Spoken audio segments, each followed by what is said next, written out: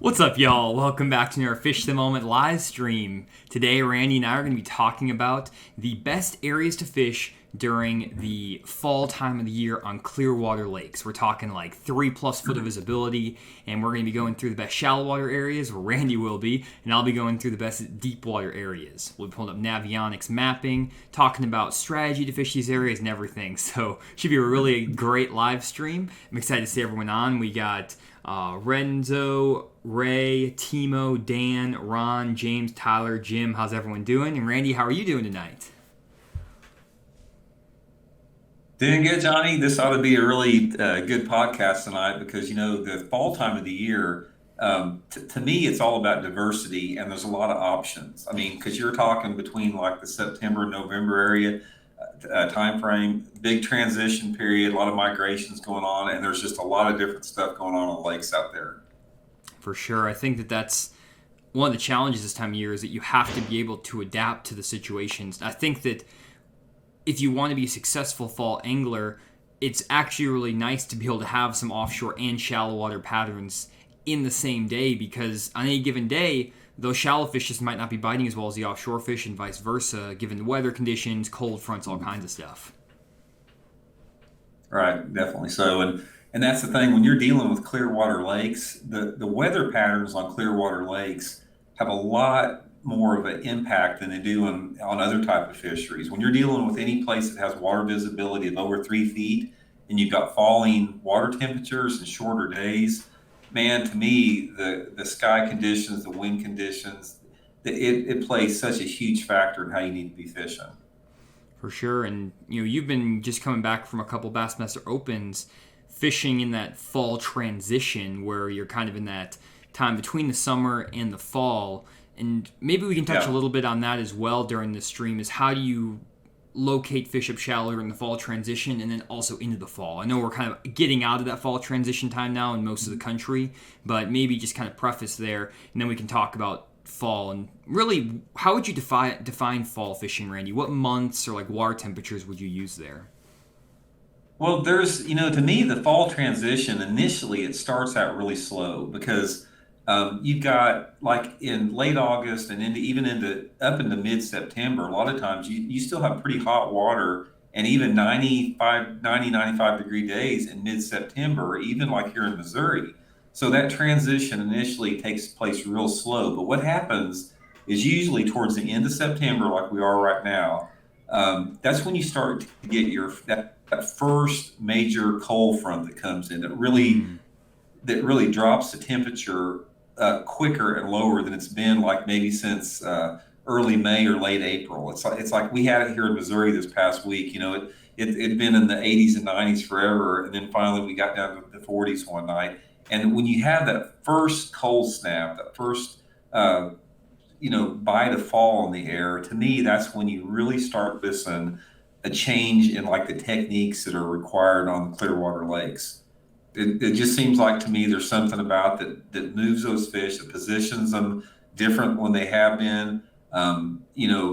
There's still a lot of fish out there that are suspended, in that clear water, but you have a movement to the bank, especially a movement of a little bit more quality fish than were in the past. And to me, that stays that transition sort of uh, it stays into that zone until that water temperature starts to get down into the low 50s, and then you start to get into the early winter patterns. for sure. I would completely agree with that. And I think a lot of guys think that fall fishing ends sooner than it does. I find that I still have like kind of a late fall bite into late December. Sometimes in the first couple weeks of January, if you're in these warmer climates or if you have a warm winter, and you can get fish on like topwater baits, buzz baits, stuff like that in December, even when that water temperature is 52, 53 degrees. Right. And I think that's something that a lot of guys miss on these, especially on these clear water lakes. Yeah, absolutely. And like last winter, that was the warmest winter I can ever remember my entire life. We had water temperatures at Table Rock Lake and at Grand that they were in the low 50s even in December, and Yep. in the upper 40s in January, which is it's about 8 to 10 degrees warmer than it normally is. So, the seasonal weather patterns, they that determines a lot of, what's going on at that specific time. Just weather patterns, cold fronts, water levels. There's a lot of variables that go into it, but there's always that change. It doesn't matter what type of weather comes through. There's always a predictable change. And I personally think that fall, you see the most radical transition in techniques and areas and fish movement in the fall time of the year than any other time of the year, in my opinion, especially on Clearwater lakes. For sure. Well, Randy, let's jump straight into it and start taking a look at some spots. If you want to start sharing your screen there, pulling up Navionics. Really, Sure. again, we're talking about is Clearwater lakes, and for this example, we're going to be using Table Rock Lake. It's a lake that Randy and I both fish, we're both very familiar with. In the future here, we're actually going to be taking suggestions from our Patreon members on which lakes we're going to be breaking down, and I'll be posting, for all my Patreon members, I'll be posting a link where you can actually recommend lakes, and we'll be using those as examples. We just thought for this time we use Table Rock because we're both very familiar, and it's a nice Clearwater lake. But yeah, Yeah. if you could present your screen there, Randy, just hit the present now on the Google Hangout, and then you can share Okay. your screen there. Here we go, and then just pull over that Navionics map. Okay. Here You we got go. it? Yeah, we got it. We got us. So perfect. So yeah, maybe just start out with that kind of fall transition period a little bit, that like September time. Where would you be looking on these Clearwater lakes up shallow to find Okay. those fish? Here's sort of my approach to that, Johnny. When you're talking about September and you first start noticing that temperature, it starts to go in the decline instead of the rise. And we're talking about water temperatures when they first start getting down closer to that 80-degree mark. Because in the mid part of the country, a lot of lakes are in the southeast. You have water temperatures in the mid to upper 80s all summer long. And then in September, you start having a slow cool down, into that lower 80s or around 80. So, for example, in my mind, I consider the fall fishing to start like September 1st. And my approach in a Clearwater lake, and it doesn't matter if I'm like on Table Rock Lake, or I can be like at Lake Hartwell, where I just came from, or I could be on Lake Lanier, wherever it is. The first part of September are some of the toughest fishing that you can have on a Clearwater lake. And the areas that I go to on a Clearwater lake in September are always the upper extremities. Now, for example, let's go to Long Creek here. This is a creek down on the lower end of the lake. This particular, and let me scroll out a little bit. You can sort of see right here. Here's actually, here would be the mouth of Long Creek. And let me scroll in here. And once you start getting to the back of this particular creek, you can notice you got the creek takes on an element of, like, you have a channel bank right here. Then you have an adjacent flat across the channel. And that sort of goes on all the way back through there like that, where you have like this channel bank and you've got a flatter bank. Yep. This is the area right here that I key in on in the early part of September. And what I'm looking for is, I like to fish the flatter sides of the back of these creek arms like this. And I'll target, like in particular here, any isolated wood cover, lay down stumps, log jams, whatever like that. And I'll work my way back as far as I can get back into these creeks, targeting like the isolated wood in the middle of the flat side here when the water's still hot. And a lot of times I'm fishing moving baits this time of year, burning a square bill crankbait, maybe fishing a topwater like a buzzbait fast over it, spinner bait, chatterbait, something like that, in these very back ends of these creeks here. Now, if I'm getting a few bites, like on these flats over here like this, I may move over to the channel side here and I'll do some parallel cranking to the rocks, like on the channel side. Because a lot of times, depending upon the day or just the mood of the fish in that particular creek, they'll get on the channel sides too, on the rock versus the laydowns on the flats here. But what I'm looking for, this is my first stop on any type of Clearwater lake. And let me go to a different spot, and I'll show you another example of this too. Let's go, say, for example, We'll go up in the White River arm here, and I'll just show you another example of this here.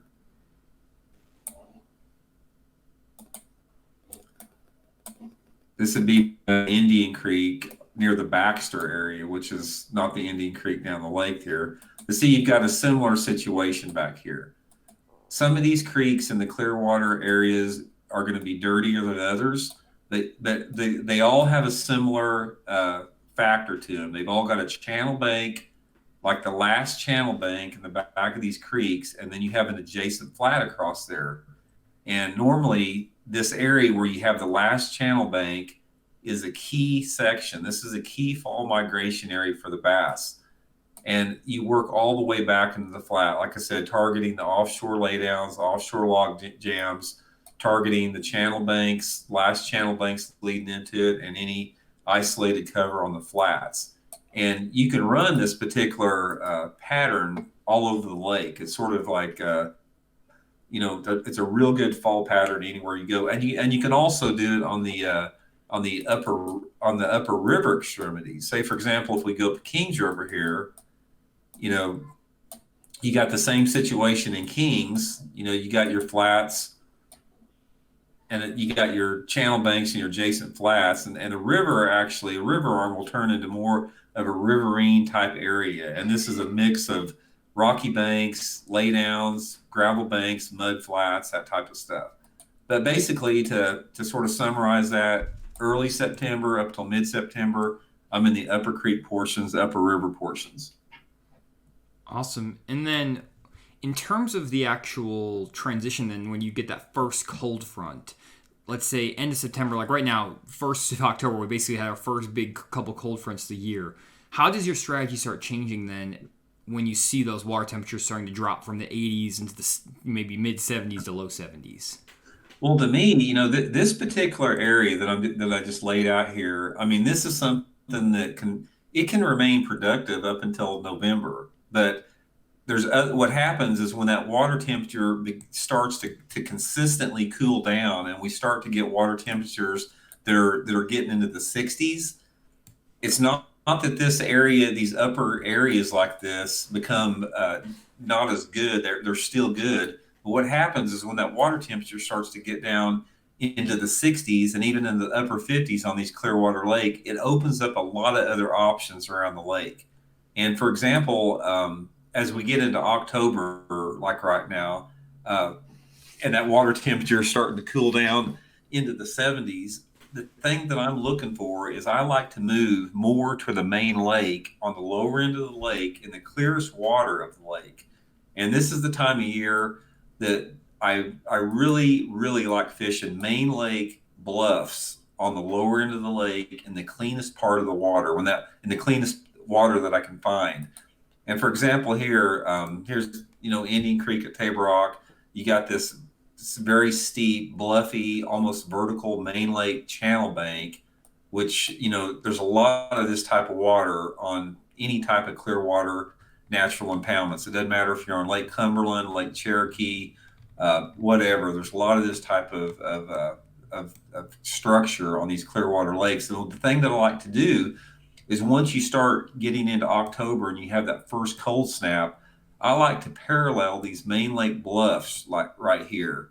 And, I'll concentrate a lot of times on the bluff ends, but not necessarily. But what I'm doing is I'm looking for an early morning and a late in the evening bite. Anytime I can find these vertical banks like this that have some shade on them, I get my boat tied against the bank right here, and I parallel that bank, making long casts, and I'm trying to target those fish that are in that 3 to 10 foot zone, that are basically coming up out of that deeper water. Now in Table Rock here, you'll have submerged timber out off the channel banks here, and once that water temperature starts to get down in the 60s, a lot of those fish will start using the bank on these main lake bluff banks, and they're very situational. That's when I was talking about Clearwater lakes being susceptible to different weather patterns and cloud conditions.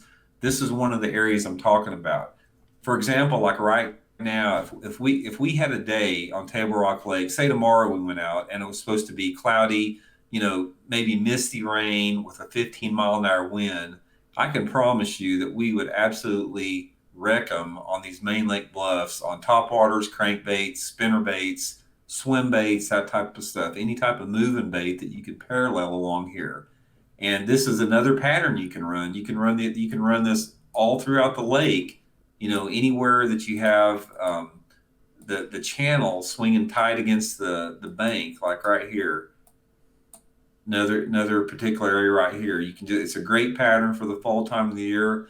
Holds up well into November, and that's one of the things that I start looking for about now. Awesome. And really quick, just a clarification. Thor Goldsmith on the stream asked, what do you mean when you say the upper or lower end of a lake? Is this the same as the north and the south? And I'll take that question. I got actually Google Earth pulled up here, Randy. And Yeah. really, when we talk about upper and lower end of the lake, a lot of times upper and lower end can be a little bit deceiving because it's not necessarily always north and south. What we mean by that is a water clarity change. So for example, if you look on the main part of Table Rock Lake, you'll notice on Google Earth that this water has this darker blue color to it. But then as you go into these creek arms, into these shallower creeks like Long Creek that Randy was talking about, you notice that a lot of the water clarity turns to be this brighter green. That means you're going to have less water visibility. You might have a foot of water visibility up in the back of this creek, which would be the upper end of the lake, quote unquote, versus up here on the main lake where you have this darker blue water. That might be 6 to 10 foot of water visibility in certain years. And when Randy's saying to go into the upper end of the lake, what he's talking about is going to areas where you have that dirtier water, that 1 to 3 foot of water visibility in that September time, as opposed to fishing on the main lake, or you could call this the lower end of the lake, even though directionally it's not lower or higher. It's really just like clear water versus dirty water. And then as you get into that October time, you can move away from the dirty water and you can fish in the clearer water because the bite improves. The bite on this clear water section is not great up shallow in September, but it gets better in October. Does that summarize it pretty well, Randy? Yeah, exactly. That's a perfect right on. Cool. Sorry to interrupt you there, Randy. So next up, let's talk about what you do then as you start transitioning into that October to November time. Water temperatures now are dropping hard. You're getting into the 60-degree water temperatures, maybe even in like the high 50s range. Yeah, that's here again. Like I said, the things that I'm describing here, like the bluff banks, backs of the the backs of the creeks and the river section. It's not like any of these things that I'm going to tell you about just quit working. They're going to work all throughout the fall. But what happens as that water temperature drops and as it drops down, and I'm going to say that in this part of the country that once that water temperature starts getting down into the low to mid 50s, that's sort of like the end of the fall. So you're starting to get more into the early winter there. But once that water temperature starts to get down the low 60s or in the upper 50s, and in this part of the country and a lot of different parts of the country, that's usually going to be in late October, first part of November, that type of stuff. That's when one of the things I like to do is I move across from the bluffs. Okay, here's, like I said, you got the channel swing bluffs over here. That's when I really like to go across the lake on the lower end of the lake in the clear water and fish these flat, rounded points and banks. Not necessarily just on the points, but the flat, rounded, gravelly type areas. And this is, like I said, here's a good example right here, what we're talking about. Like I said, every man-made impoundment is laid out the same way on this. You have a channel side, and then adjacent to that, you have a flat side. In this particular area on Table Rock, see these little rounded, these long points that come out here like this. There's lots of subtle main lake points. These are all small rock gravel points that have just a gradual, steady drop down into 30 or 40 feet. And what happens is these are outstanding topwater areas, like in late November, early part of late October, early part of November, areas that you can run up onto, throw a walking topwater, throw a fast burning the spinnerbait. Like I said, if you guys have seen my blog article on Fish the Moment on the speedy spinnerbaits, that technique basically was developed. You can run these like gravelly flat points in late October and November burning those little spinner baits I was talking about in my blog article, or topwater, and you can just smoke them on the right days. And here again, what we're looking for is windy days, cloudy days, early in the morning, late in the evening. And let's duplicate this again. Like I said, you can run it everywhere. I'll just pick out an area here and go back and show you the same thing.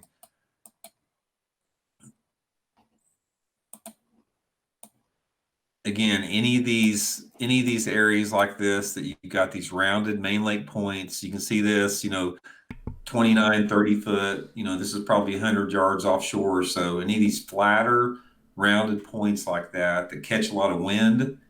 And what happens is a lot of those fish that are hanging out here off the end of these main lake points, there may be groups of fish out here that are suspended out over 40 or 50 feet of water.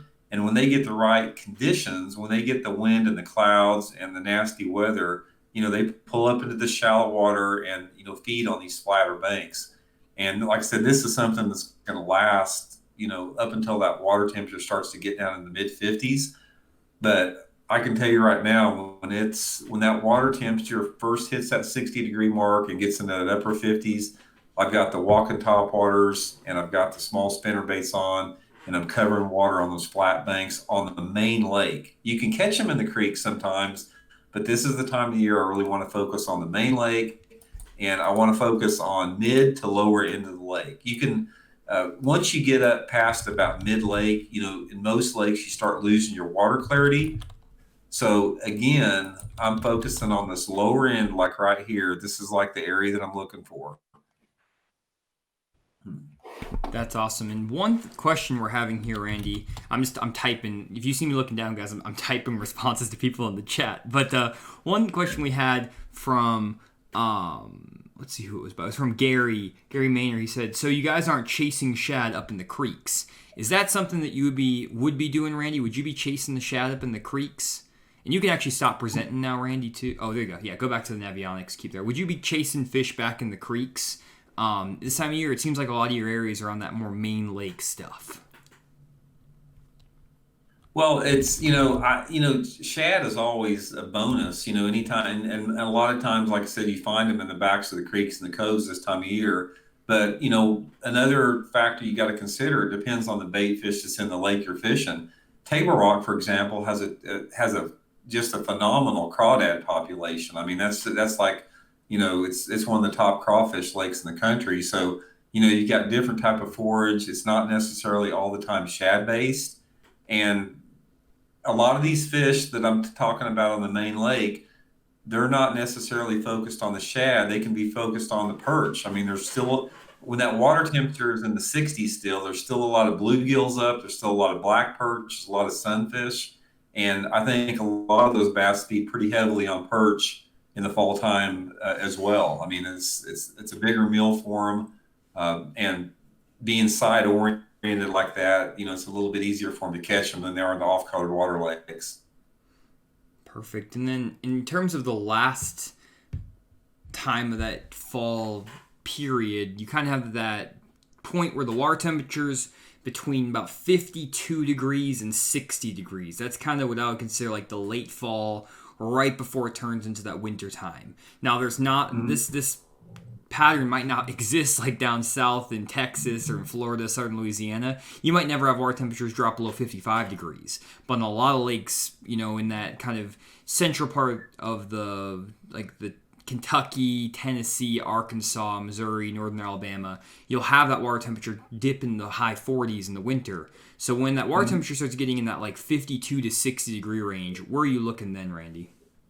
Well, yeah, towards the end of the fall like that, one of the things I really like to do once that water's really getting down there, like I said, everything I talked about before is still going to be working. I mean, it's going to be working up until that water temperature gets down in the low 40s, upper 40s, low 50s. But another thing I like to do later in the, like you're talking about, is I'll move into these major creek arms on the lower end of the lake. And that's when I'm really focused on these secondary points. Now here's, for example, here's got Indian Creek right here, lower. I'll sort of scroll out to show you the position. Here's the dam at Table Rock right here. Indian Point, you got some smaller creeks here.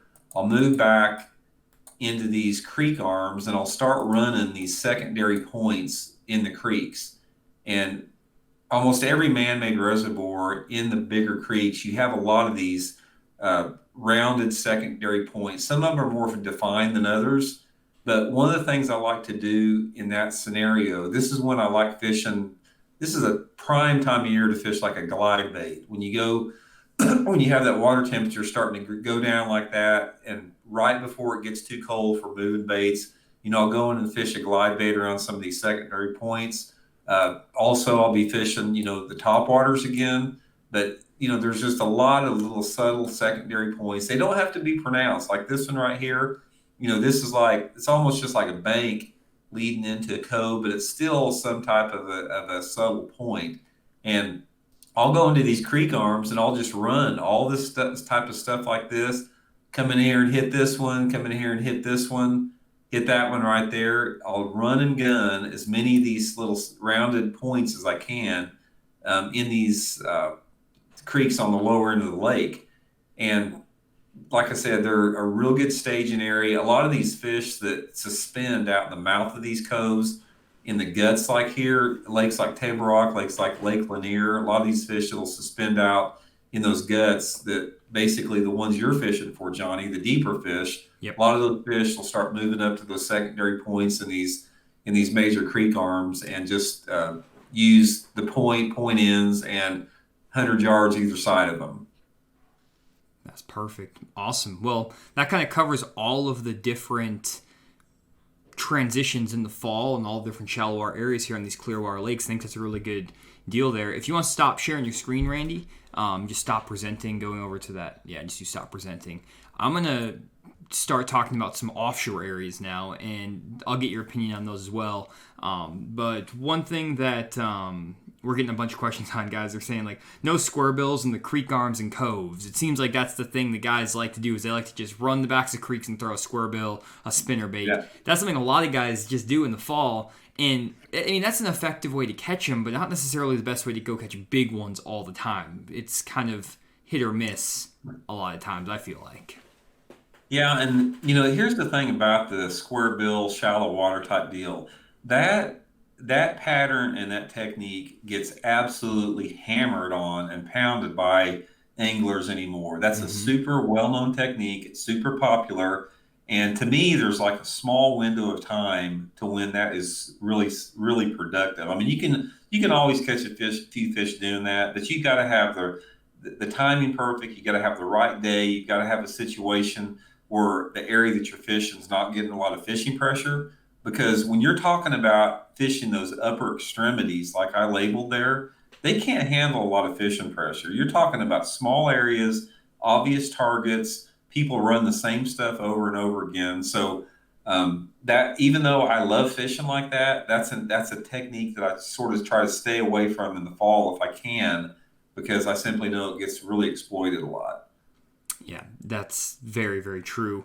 Then Scott Colbreth asks here, he says, I got a big tournament on Saturday on a clear lake that's deep for the most part, is 50 to 200 feet deep, lots of rock, bluffs, and ledges, but not many shallow water fish. Any thoughts? Well, that's exactly what Table Rock is. That's almost a perfect description of Table Rock Lake, and I'll be talking about offshore areas here in a bit.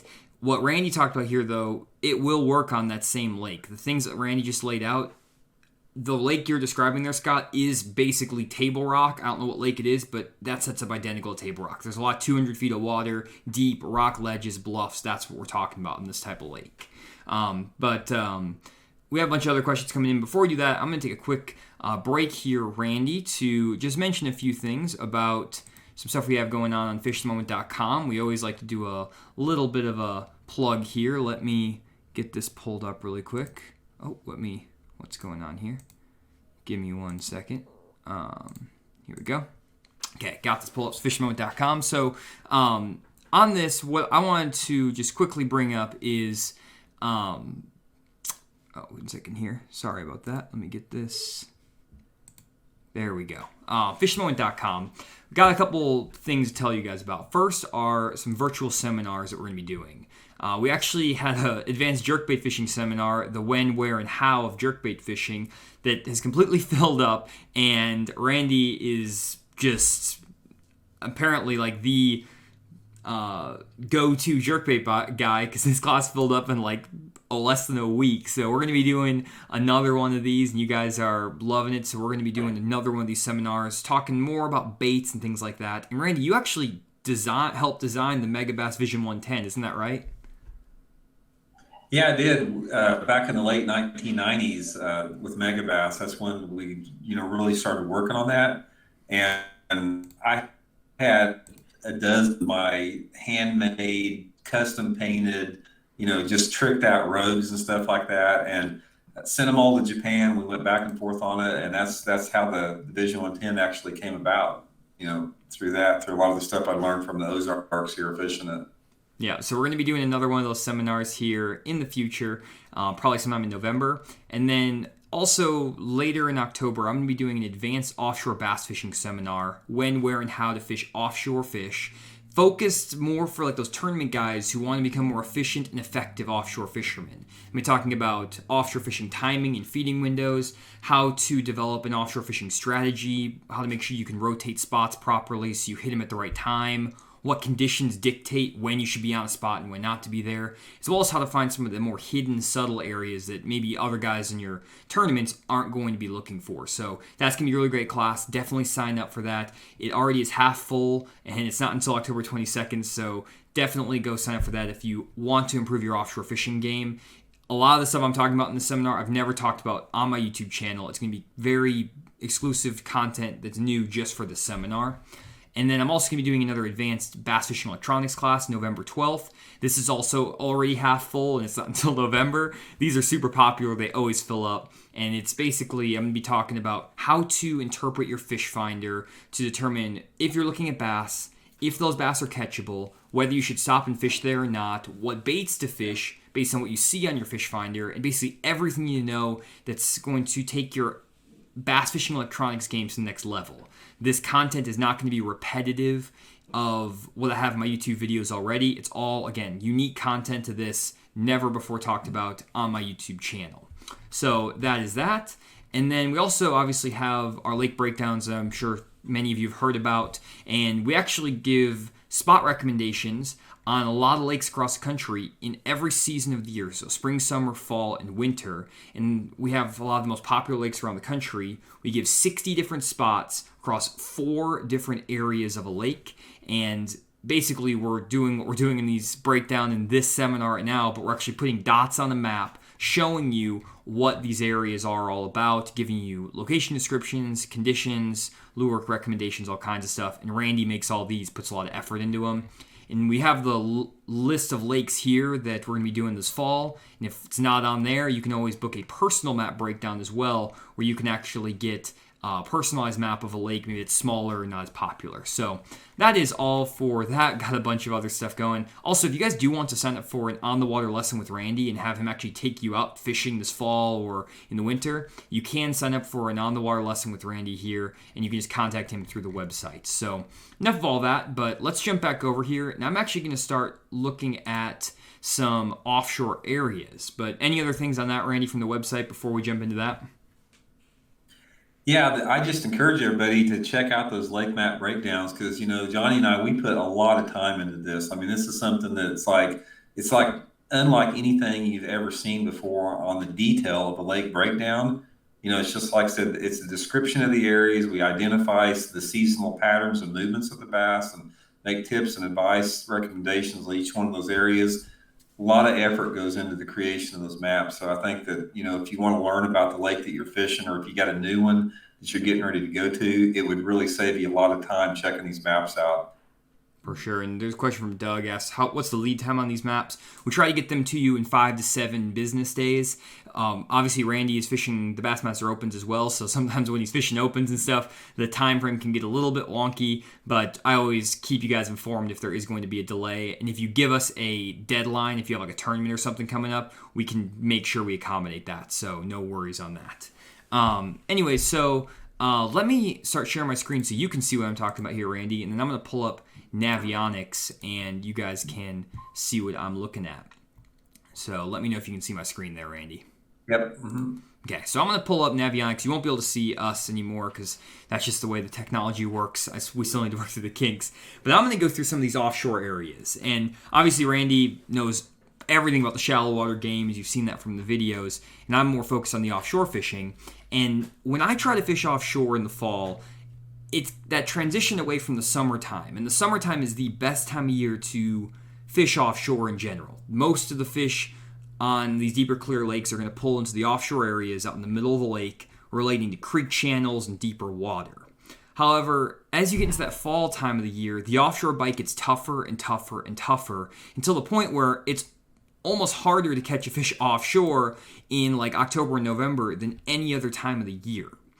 However, there are ways you can catch fish offshore in the fall, and I still do it all fall because it's a very uncommon way to catch them. And like we talked about earlier, everyone's in the backs of creeks throwing a crankbait, and I'm fishing offshore. So starting out in that September time, when you still have 80-degree water temperatures, maybe the fall transition is just starting to happen, my favorite thing to do is I like to run into the major creek arms on these clear water lakes, and I'm going to focus on trying to find a certain water visibility. And really my goal is I want to find a water visibility that's somewhere between 2 to 5 feet of visibility.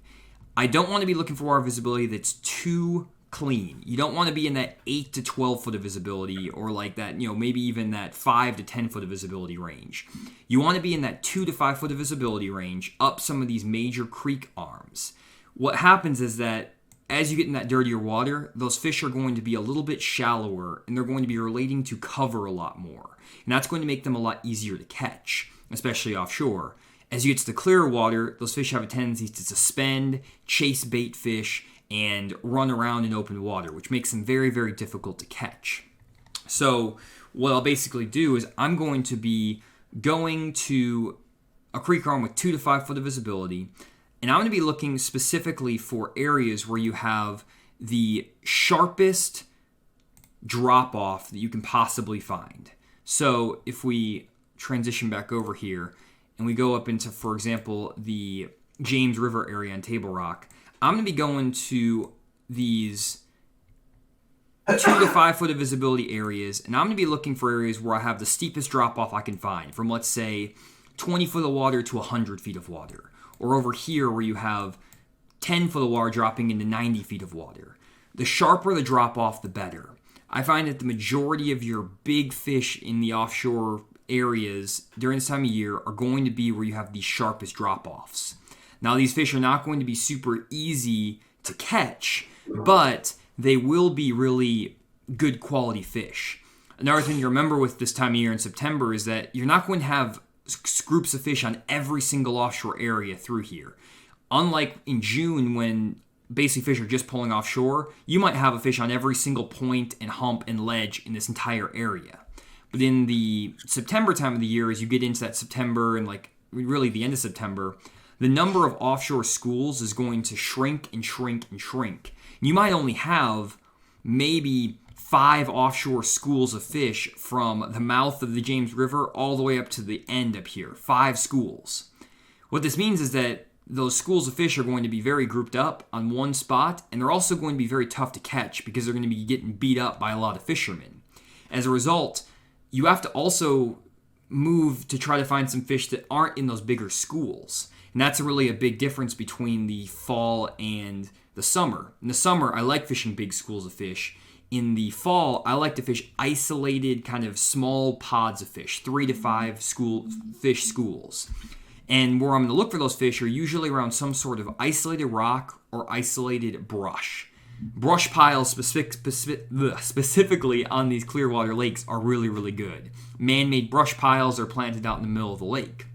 And what I'm looking for are places where you have deep water, close to shallow water, and where someone's planted a man-made brush pile. Now, you don't necessarily need to find that brush pile right on the break, like right where that drop-off is. A lot of times it can be a brush pile that's off around the curve of a point or up on top of a bigger flat. So for example, like on a point like this, you might find that your brush pile is like somewhere over here off this point, but it's relatively close to this deeper water. And what you'll find is that there's going to be maybe 3 to 5 fish sitting in that brush pile, And the fish that are in there are going to be big ones, 3 to 5 pounders. And what I'm looking for is I'm going to try to find 10 to 20 of these brush piles that I identify have 3 to 5 fish in them, close to these deep channel swings, up in like maybe that 10 to 25 to 30 foot of water range. And I'm going to throw baits like a football jig, that Neko rig, deep diving crankbait like a 10XD, 6XD, a big swim bait. You can throw a drop shot in there as well. And when I'm doing this in September, I might only get 3 to 5 bites a day. And I'm going to have, let's say, 15 brush piles marked across this lake that are in that 20 to 30 foot of water range, close to a drop off or a channel. And you just have them kind of in different areas around the lake. And what I'll find is that of those brush piles that I find off of these deeper points by these drop-offs, I might only get bit out of 2 or 3 of those 10 or 15 brush piles throughout the day. And I might even rotate those brush piles 3 to 4 times. And as a result, you're only going to be getting 5 to 6 bites max offshore this time of year. But if you can get 5 of them in the boat, you're usually looking at a 15 to 20 pound bag of fish for your 5 best fish. Now, I've done this on a lot of lakes with this clear water all across the country. It's a really good way to catch them, and it's definitely my go-to approach offshore. Now, another way you can catch them is you can catch them down here on the clear water end of the lake, especially if you have the blueback herring, like on Lake Hartwell where Randy was just fishing the Bassmaster Open. The issue with fishing down the clearer end is that those fish are going to roam a lot more. They're not going to be isolated and sitting around a brush pile. That means that if you come down to the clear end of the lake, and you find a brush pile off a point or something like this over here, those fish are going to be randomly roaming and chasing the herring and chasing the shad in open water and schooling. And those fish are a lot tougher to catch because you have to basically just get lucky and get your bait in front of them as they come up busting or as they're swimming around chasing the shad. Where when you get into that dirtier water up the creeks and the river arms, those fish are going to be locked into that brush and around that brush, not roaming as much, and it makes them easier to actually target with a jig or a crankbait. Does that all sound about right to you, Randy? Yeah, absolutely. It's just an example of how there's so much going on in a lake at the same time. I mean, people can get locked in on certain things going on, but man, in the clear water lakes like this, there's such a diversity of techniques happening that it can be overwhelming at times. Like I said, it's really good to have a breakdown. I learn a lot just from listening to you myself. I mean, I'm sitting here, I'm like one of the students listening to you with this. So yeah, but it makes a lot of sense with that. Perfect. And Badger Pennington, he asked, what's the difference between chasing schooling fish and isolated fish? What I find is that with the schooling fish, you might have a point like this right here where you might have fish that are basically, I'm making a video about this very soon, Badger, so you can check that out on the channel here in like the next week or so. But what happens is that a lot of the smaller bass will group up in schools of 10 to 15 to 20 bass. And they'll chase threadfin shad and gizzard shad and stuff around these points. And you can catch them on top waters and flukes and stuff like that. But a lot of times on these clear water lakes, those schooling fish are going to be small fish, 1 to 2 pounders. The bigger fish, though, are going to be hanging around those brush piles. And you're going to have to fish them with like a jig or a crankbait and get around that cover. And you're going to be able to catch 10 schooling fish to every 1 isolated fish in a brush pile. But also, the one fish you catch out of the brush pile is going to be a 3 to 5 pounder versus the 1 to 2 pounders they're schooling. The only exception to that is on the blueback herring lakes. If you're in South Carolina, North Carolina, stuff like that, those fish that are schooling off these points, you can catch a 5-pound largemouth just as easily as a 2-pound largemouth on those schooling fish because those big bass just love those blueback herring. And they're going to chase them no matter what. So that's a little bit of a difference in the forage. And I'll get into that here in a little bit. And that's kind of the big deal with the difference between fishing offshore and shallow in the fall.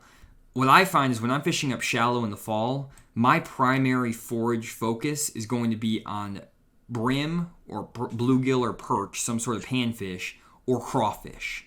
Would you agree with that, Randy? That's kind of what you're focused on?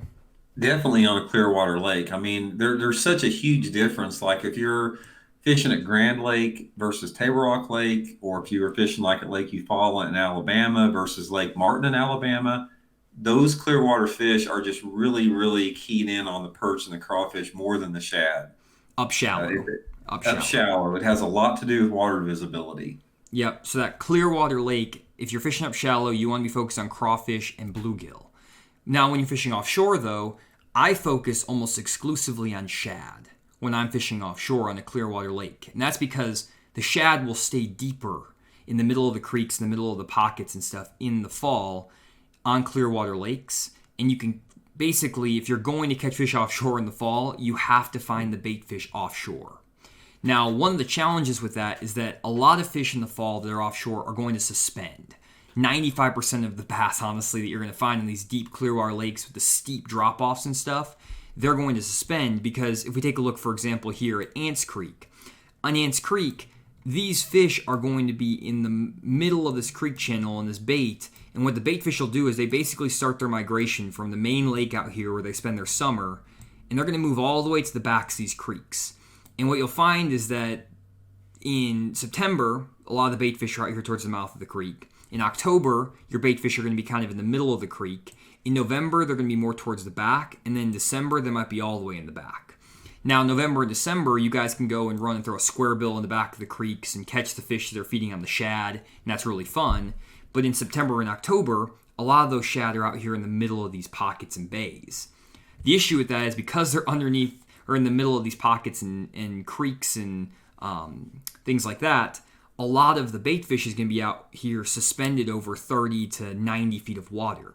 And those bass are going to be out there kind of roaming and chasing them. There's going to be very small feeding windows as a result where you can even catch those fish. Either you need to find them coming up schooling, or you need to figure out when those shad happen to move up on top of a shallower point and those bass happen to start feeding on them. This is why I don't really spend a lot of time fishing offshore in these steep creeks, these really narrow, steep creeks on a clearwater lake. Instead, as I get into the fall time of the year, especially when that water temperature starts dropping in the 70s and in the 60s, I'm going to try to find the flattest possible creek I can find. I still want to find a creek. I don't want to find a like short little pocket or a big bay, open bay like this here, or like a bay like this. The bays for me are not that effective usually offshore. I find that you need to find a creek, but it needs to be a creek that has a lot of flat water. What I mean by that is you need to have a place, like for example in this creek right here, where you have a point where you go from 1 foot to 25 foot of water over like a 100-yard stretch. And you see there's multiple points like this through this area. And I was actually out in Table Rock this last weekend and caught a bunch of fish off all 3 of these points, literally these exact spots, and the water temperature just dropped 10 degrees from 80 to 70. And what's happening is that these fish, the bait fish, the threadfin shad, were sitting out here all summer long, kind of in this deeper water suspended. And as that water temperature dropped, they're starting to make their way into the creeks. And they're going to be moving towards the back of these creeks into here and into here. Now what's happening is that they need to kind of stop off and feed as they move back in the creeks. And they're going to stop off and feed on any sort of rock and brush out here on these flatter banks. Now, what happens is that these bass, because there's all this flat water here, they're going to be more likely to set up on cover, like rock piles, brush piles, stuff like that, offshore than they will on a really steep, narrow creek like we have here. Here, the bait fish are going to suspend, and then they might pull up and feed on a dock, or they might feed up on the bank here and then pull back out into the middle of the lake. But when the bait fish want to feed in a creek like this, they don't want to swim over like 100 yards of flat water to get to the bank to feed. Instead, they're just going to stop offshore here and feed. So the key to find fish offshore in the fall on these deep, clear lakes is to find the very, very flat, long, extended points, like these round, long, rounded points in the mouths of these creeks. And this is kind of the key, or just in the creeks in general. And this is the key to finding those offshore fish. Now, what you'll find is on like a Table Rock, 90% of your creeks are going to be very steep, narrow, and with very little flat water. You might find that you might only get 1 out of every 10 creeks that sets up like that. But if we take a look, for example, at like this creek right here, this one right here, you can see as you move back into this creek, you have a lot of flat water sticking off these points here and here and here that extends really far out. This, for example, is a great creek where you have points like this and all of this. These are all prime offshore areas, this long point here, as you get into the fall time of the year, because there's just so much water that sticks way off the bank. And what will happen again is these fish, as you get into September or get into October, they're going to start moving into these creeks, and they're going to set up maybe on these points in October. And then they'll set up on these points in November, and then maybe these points in December. And they're going to be moving their way back into these creeks on these flatter, rounded points.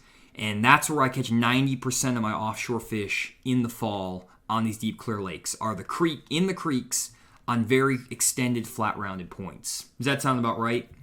Yeah, I had a question for you, Johnny, that maybe some of the listeners would have that. How, in your opinion, during the fall like this, on those deep water areas like that, how does the cloud conditions affect the bite on that? It's really a big factor, because what happens is that as the cloud cover comes in, especially even like early in the morning, these fish have a lot more tendency to roam and school. So they're going to be chasing bait fish, chasing shad out in the middle of these open areas. And what it'll also do is that, let's say that there's a stretch of rock piles, for example, up here in 20 foot of water off the tip of this point, and then there's also rock piles up in 7 foot of water. I'll find on these offshore points, the fish will be in the 7 foot rock piles and brush piles and stuff when it's cloudy and early in the morning. And then as the day progresses and it gets sunnier and brighter later in the day, they'll move out to like the 12 to 15 to 20 foot rock piles and brush piles. So they'll reposition throughout the day. So say, for example, you have one of those nasty fall days where the wind's blowing 15 or 20 and it's sort of rainy, cloudy. Do you change techniques on that versus a clear sky, or do you stay with the same techniques? I do, and what I focus on more is where the bait fish are, because the key to this is if there's no bait fish in the center of this cut right here around these points, there's not going to be any bass there anyways. You need bait fish to be around these areas, and what I'll do is I will graph these areas before I fish, and if I notice that a lot of the bait in this area is down there in that 15 to 20 foot range, I'm going to be looking for cover and structure in 15 to 20 foot. But if I graph over these points when I get there and all the bait is suspended at 7 to 8 foot, I need to start looking for rock piles and brush piles in 7 to 8 foot in the same areas, because those bass are just going to move up and down. They're not really going to be related to something very specific, and they're going to be roaming more. And it makes those fish kind of hard to catch, to be honest. And honestly, you don't catch a lot of big largemouth on these deep, clear lakes doing this. On Table Rock, really, if you're anywhere other than like around the Kimberling City area down towards the dam, you can catch a lot of good smallmouth this time of year, October, November, fishing those same areas I talked about all through like December on those type of points. But as you get further up the lake and away from where the smallmouth are, you're really dealing with 90% spotted bass doing this pattern. Mm-hmm. You will catch a few largemouth here and there, just kind of mixed in, and some of those largemouth are going to be setting up there. But you're going to catch a lot of spotted bass, a lot of smallmouth, and mixed largemouth. This means that, honestly, for like a tournament perspective, your offshore fishing on these deep, clear lakes is probably not going to be the way to go catch big largemouth.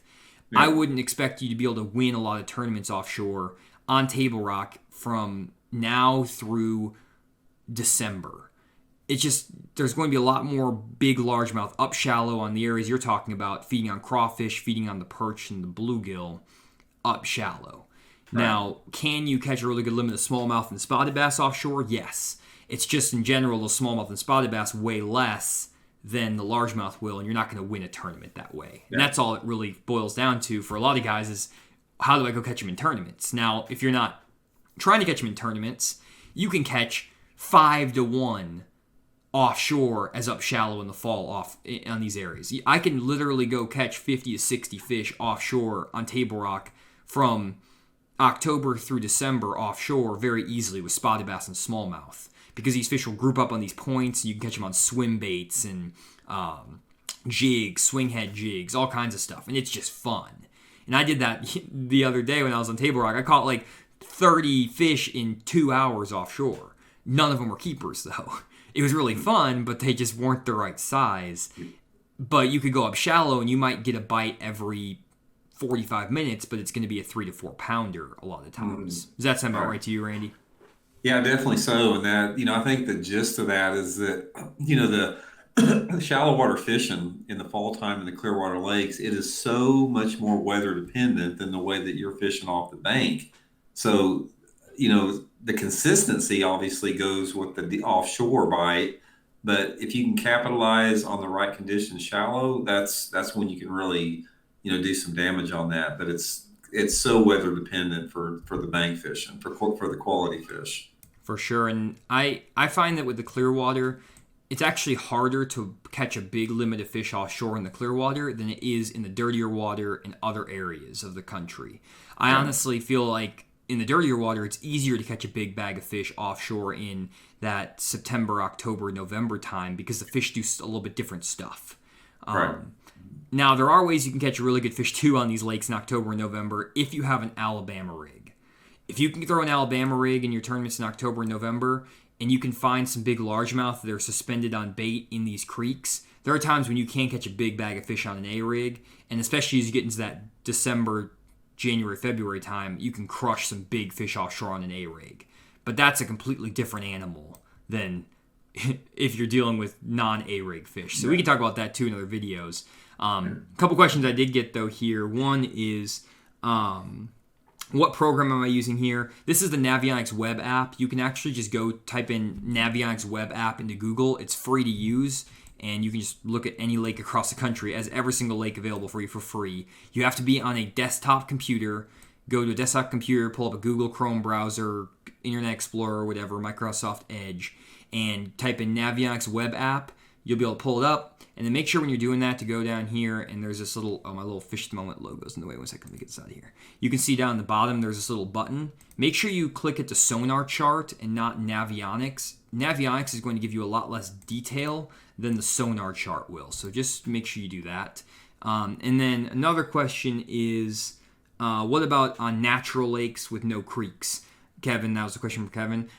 This is specifically talking about clear water lakes. They're like highland reservoirs, guys. We are going to be doing videos on the clear water. 1 second here. Let me stop presenting. We are going to be doing videos on grass lakes, on rivers, dirty water lakes, and natural lakes. So we're going to be making content about those. So don't worry, we're going to be doing live streams every week here talking about those different types of things, shallow and offshore. The best shallow and offshore areas for dirty water lakes, for the lowland reservoirs, for the river systems, all that stuff. So don't worry, we will be talking about that for sure. Just this time, there's so much to cover, Randy. We can't cover every single style of lake in one stream. It's just impossible. Yeah. For sure. So, that was kind of the gist of it for the different types of areas. Do you have any other comments or anything on any of that, Randy, that we talked about? Well, I think a lot of it on that is, I just can't stress enough how big of a factor the weather plays into the techniques and the approach that you have on the Clearwater lakes. And I think that's one of the things that, if you live on a lake or if you fish a lake that's a clear water, and when I'm talking clear water, I'm talking about water visibility over 4 feet, but 3-4 feet, something like that.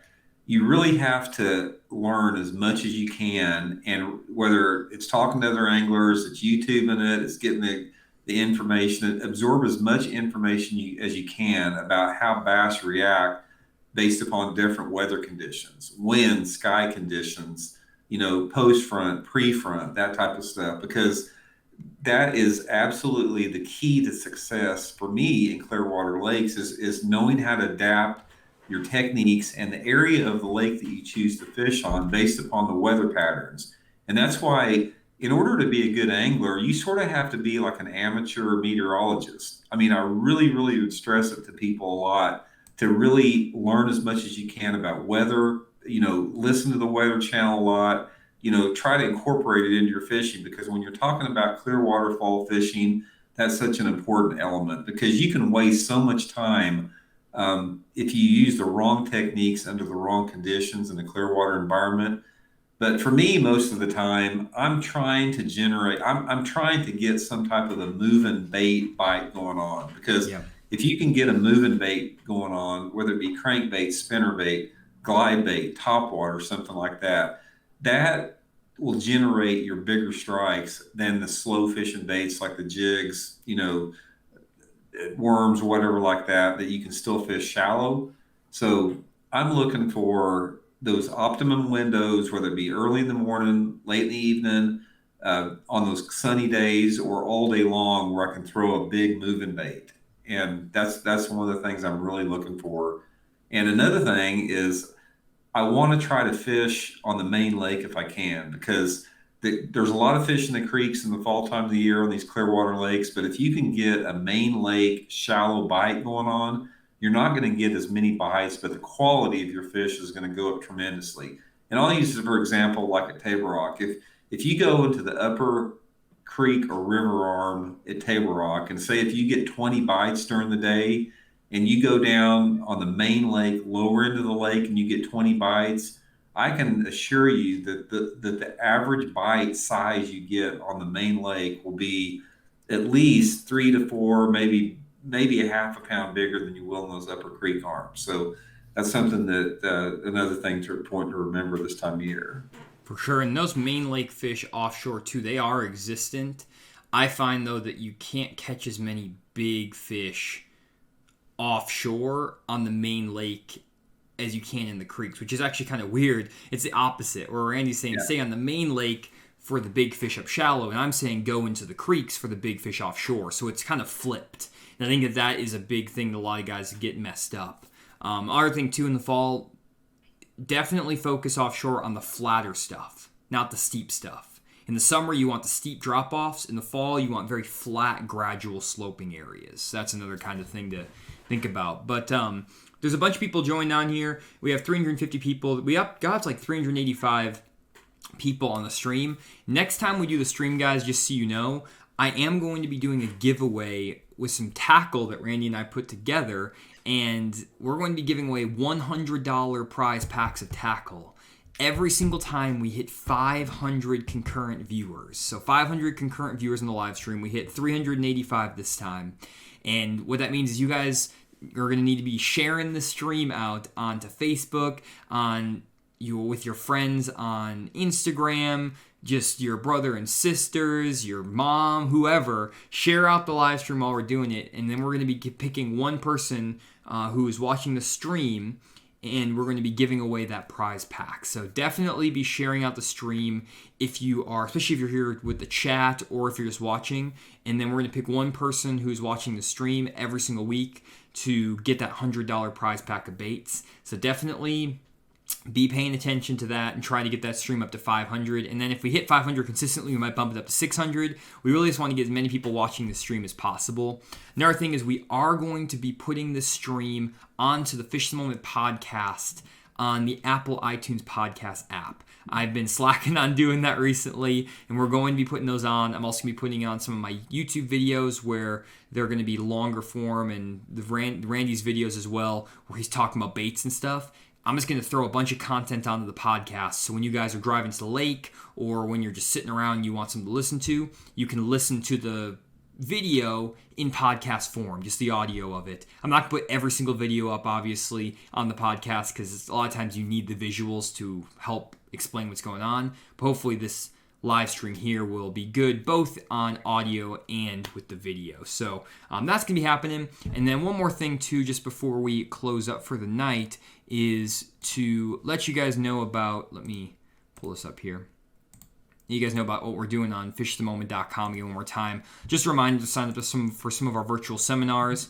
I got the Advanced Offshore Bass Fishing Seminar where I'm going to be talking about how to really dial in your offshore fishing game to find the best feeding windows, the best rotation on your offshore areas, how to make sure you're not running in the same offshore spots as everyone else in your tournament, how to find hidden offshore areas, all kinds of stuff. And the sign up for that is by October 22nd. It's already half full, so I'll go sign up as soon as you can if you're interested in that. It will make you a better and more efficient offshore angler. I can guarantee it. And this is content not covered in other videos that we've done.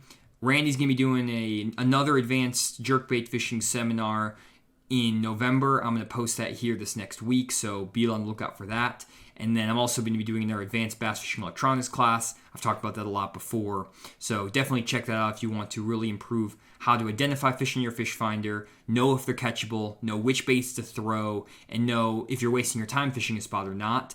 It's a really good seminar. I've done 3 so far, and everyone's loved it. You can check out people in the comments here or in the live chat. They've probably been... a lot of guys have already taken this so far, and it's, I believe, the most valuable seminar that we offer if you're an offshore fisherman. If you want to improve your offshore game, I'm offering this literally every month because it is crucial information for all offshore fishermen. And again, check out the comments in this live chat for guys who have done it. And then all of those seminars, as the great call by Brent, they will be recorded, and we record every seminar and then send you a full recording. So it's a 3-hour seminar. We're going to record it. We're going to have lots of visuals, graphics, things with like examples of areas to fish, bait recommendations by conditions, all kinds of stuff, and all of that will be recorded and sent to you. So even if you can't catch it even live, you can just sign up and I'll send you the recording of that. So that's really easy there. And also, if you want to get some information on your local lakes, definitely check out our map breakdowns. We have map breakdowns for popular lakes all across the country. Randy produces these. He spends like 4 hours per map picking 60 areas across 4 different sections of these big lakes across the country by season of the year: fall, spring, summer, winter. We also offer a personal map breakdown where you can choose your own lake if your lake doesn't fall within our list of the bigger major lakes across the country. And we only offer 4 of these a week, so if they're sold out when you actually go to purchase one of these, check back. They're restocked every week on Monday, so definitely check back on Monday, next Monday, if these are already sold out. And we can only do 4 a week because, again, it takes Randy 4 hours. If we put unlimited amount on these, Randy, I guarantee you would have to do like 15 a week. You literally would not nonstop just be making map breakdowns. You'd be doing it in the shower, 24/7. 24/7. Like literally, you would never stop doing map breakdowns. That was all you would ever do because there's so many people buying them.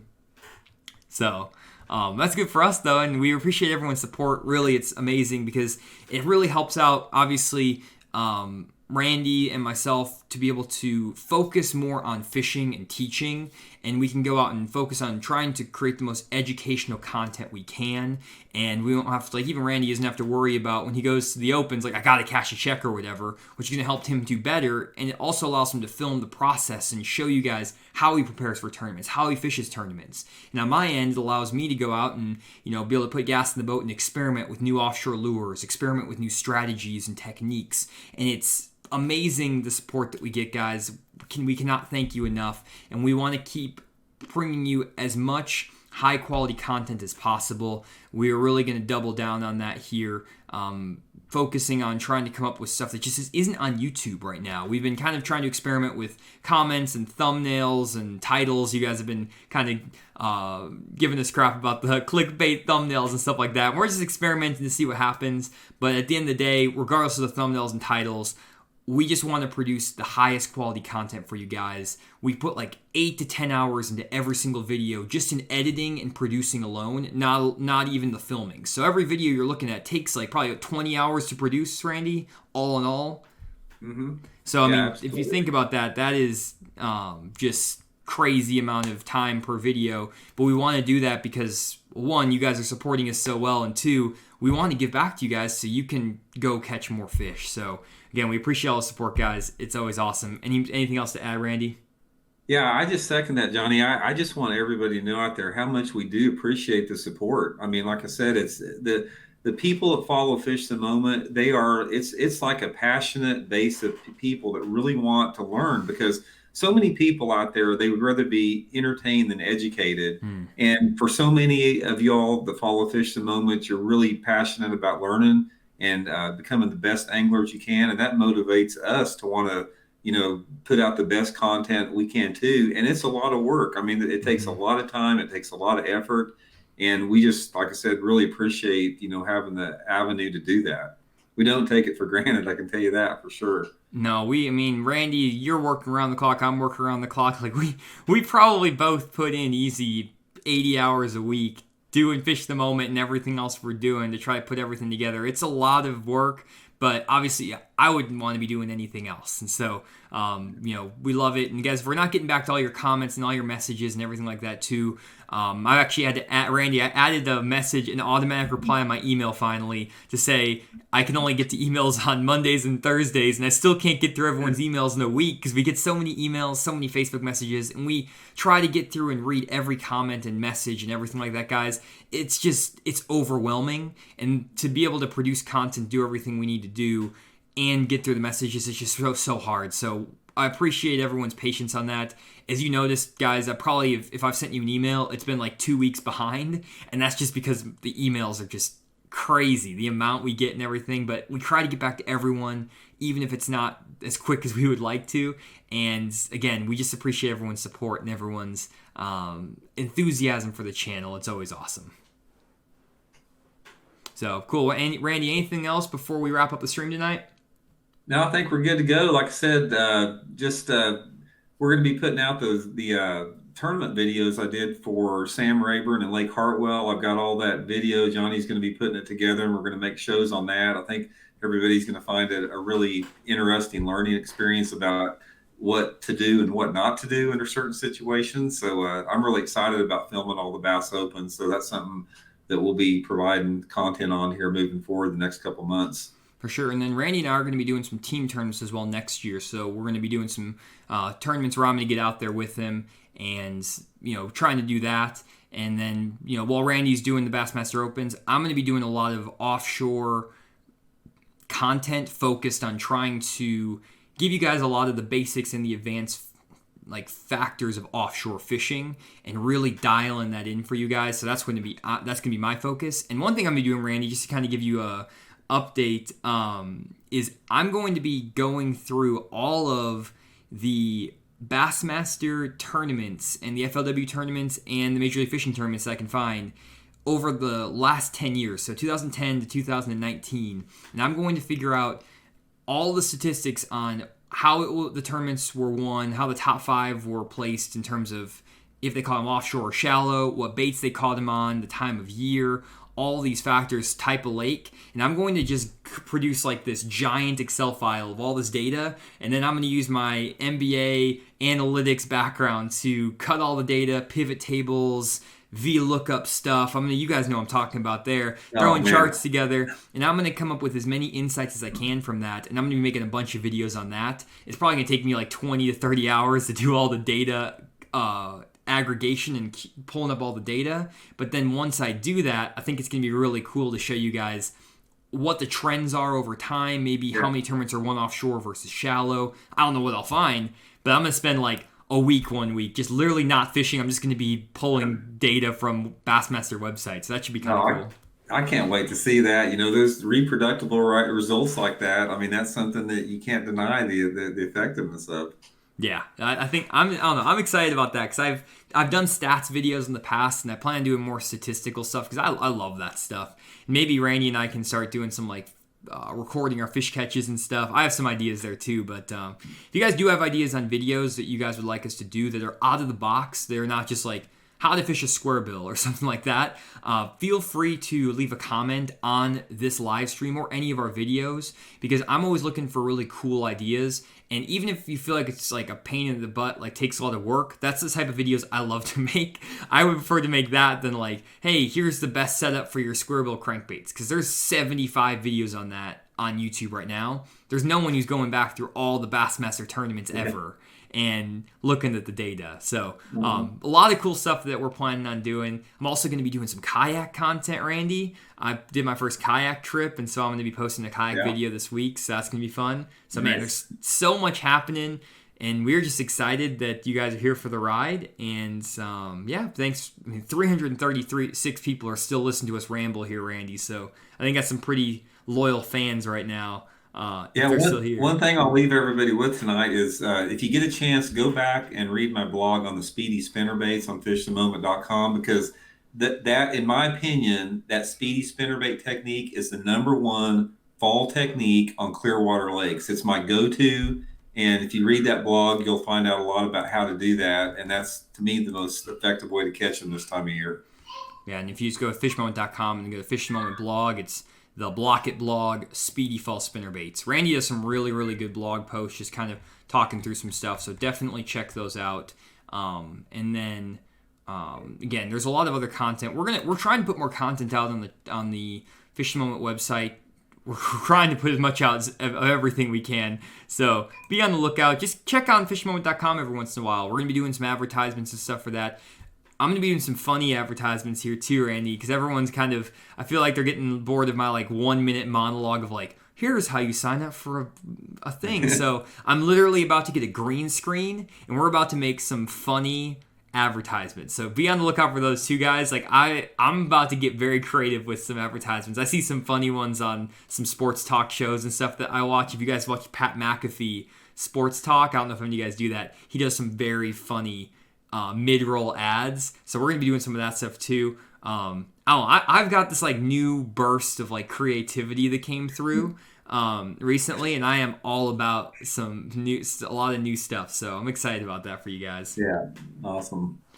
Cool. Well, anyways, hopefully you guys are enjoying the streams. Again, this is gonna be available on the Fish the Moment podcast, as well as a lot of other content. I'll be uploading old podcast or old live streams as well onto the podcast here soon. So I'm just going to try to dump as many of those on there as I can, probably starting next week, so that you guys can just have a ton of those to go back and listen to as you drive to the lake. And other than that, thanks for joining us for live stream. Next week, we're going to be doing same time, Tuesday, 7 p.m. Central Standard Time. And we're going to be looking at the best fall areas on dirty water lakes. So definitely don't miss that. Should be really good deal. And other than that, thanks for checking out the stream, guys, and we'll see you on the next one.